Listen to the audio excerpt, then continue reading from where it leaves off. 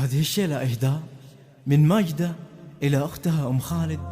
بمناسبة زواج ابنها خالد. اقربي يا ماجدة قدم الحضور،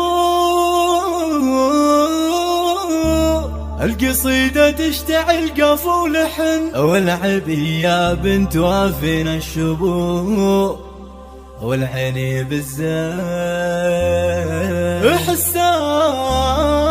لعن.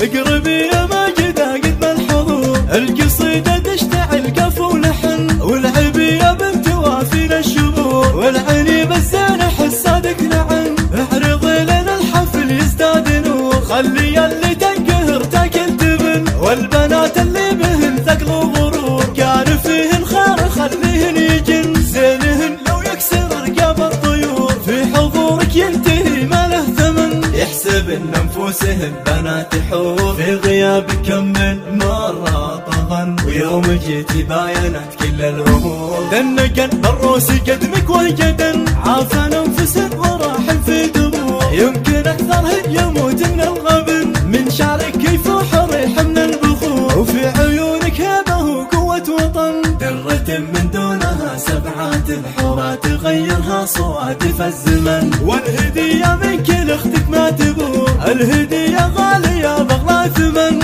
ام خالد زين خلق وزين شوف، استحن يلي تحد نستحن، صيتها بالطيب والعز معمور، جلدها وعيدها سر وعلن، بنت شيخ له مع الرجل دوب، والكرم يمناه تدهم بالسمم، كاسب والنعم من ماضي العصور، وانت كلم يا زين الكلمه وزن. اقربي يا ماجدة قدم الحضور، القصيدة تشتعل قافو لحن، والعبي يا بنت وافين الشبور، والعيني بالزين حسادك لعن. اعرضي لنا الحفل يزداد نور، خلي اللي تنقهر تاكل تبن، والبنات اللي بهن ثقل وغرور، كان فيهن خير خليهن يجن، زينهن لو يكسر رقاب الطيور، في حضورك ينتهي ما له ثمن، يحسب ان انفسهم بنات حور، في غيابك من مرة طغن، ويوم جيتي باينت كل الامور، دنقا بالروس قدمك وجدا، عافى انفسهم وراح